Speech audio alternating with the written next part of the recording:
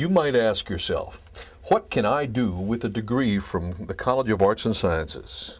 From the moment our alarm clock radio wakes us in the morning until we get ready for bed at night, we are constantly exposed to media messages. Students who graduate from the nationally accredited mass communication program have a wide variety of career possibilities. With a national award-winning newspaper, FM radio station, yearbook, and television studio hosted within the department, students get the opportunity to learn by doing.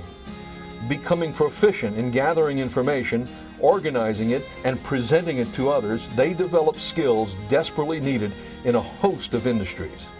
Many are in the midst of very successful careers in traditional mass media fields, such as traveling the world as documentary filmmakers, serving as editors for major metropolitan newspapers, interviewing national figures as television reporters, and working in marketing and advertising for international firms.